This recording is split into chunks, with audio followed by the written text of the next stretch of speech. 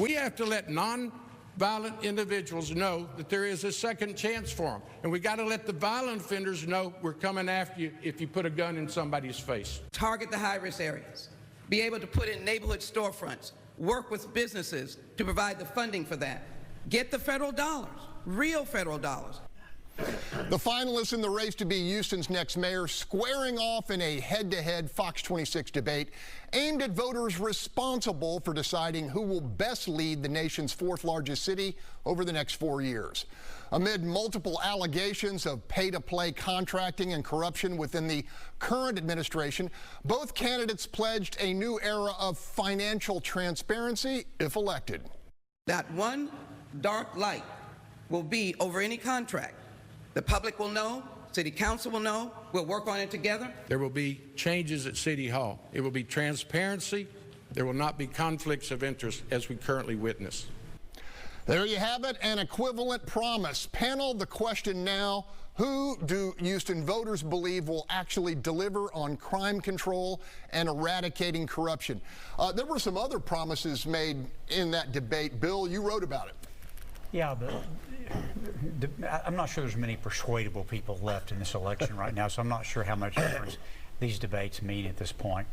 But the thing that I thought was interesting, the first time Whitmire said he was going to suspend the automatic water rate increases, which is something I've been advocating for some time, because water rates are up 50% over the last 3 years, just the rates themselves.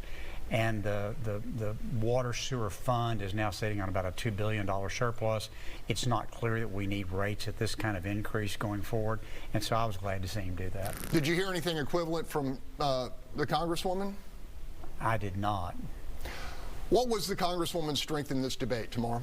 The Congresswoman's strength in this debate was that she let people know she knows where the financial money is to help the city get on the right ground. You see the $1 trillion bipartisan infrastructure bill that passed in Washington. We can access that money and update our much needed infrastructure rebuild. You have people in Fifth Ward who under past administrations, any administration and this administration, can't even drink our water out their faucet. So she knows that the whole water system needs to be overhauled. All right, Gary, some might hear that and say, well, so we're going to access federally borrowed dollars to pay our debts. Not borrowed. They're grants. Well, actually, we're $33 trillion in debt, and all this money that came in this new program is more money we're going to issue debt for. So there is no money. It's a joke. In fact, the financial crisis facing America is quite serious. And you go back to the city of Houston, I heard Sheila say she's going to access federal dollars. Well, maybe and maybe not. I mean, what we have to do is be smarter about how we spend the money we have here. I mean, the city of Houston has plenty of revenue. It's how we spend it. That's the big question. It's not efficient, it's not effective, and the water system, as Bill knows, has been neglected for 30 years, including the last 8 years of Sylvester Turner. All right, Paul Castro, I know you were listening with a keen ear on what these candidates have offered in terms of improving public safety. You've got skin in that game.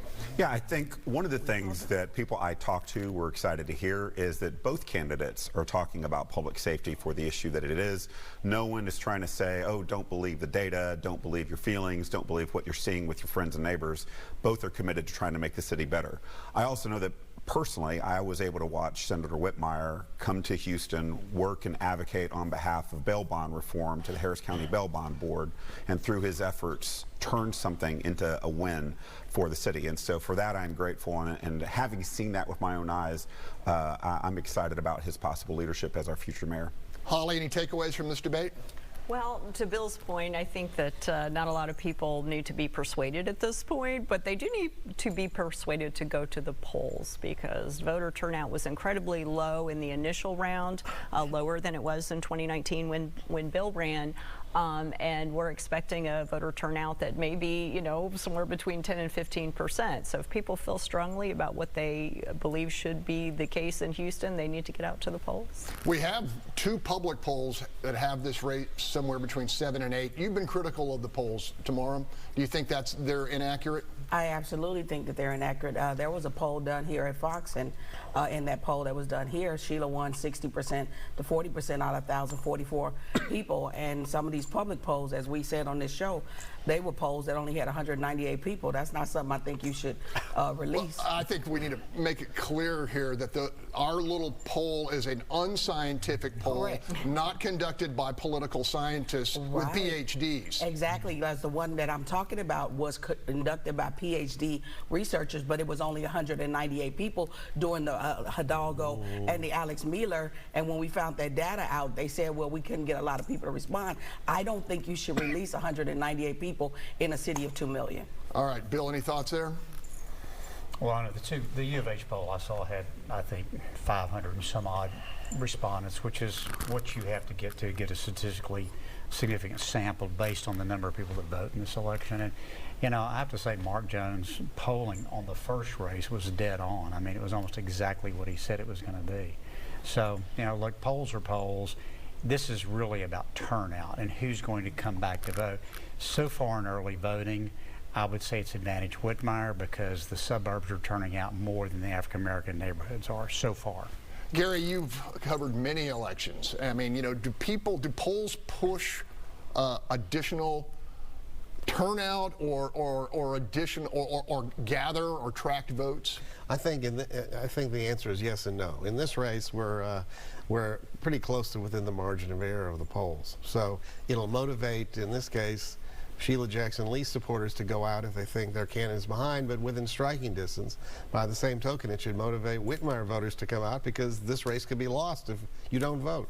You agree with that, Holly? Absolutely. I think that, you know, when we look at those polls, the ones that came from U of H and some of the other more credible polling sites, we find that Sheila Jackson Lee, unfortunately, is very polarizing. She has a really high negative, unfavorable opinion from individuals who responded to the polls. But it is going to come out down to turnout. And Sheila Jackson Lee's supporters are very devoted. They do tend to show up at the polls. So, you know, even though Whitmire is leading by most of the metrics, if his voters don't turn out, it will very well go to Sheila Jackson Lee. Real quickly, Bill. One significant thing, Bob Rehak up in Kingwood, who's the big flooding advocate, endorsed Whitmire this last week, which is unusual. He doesn't normally endorse candidates. Jack Christie got about 20 or 30% of the vote, so that might help those folks decide to come vote again. Okay, we're going to talk more about this. Still the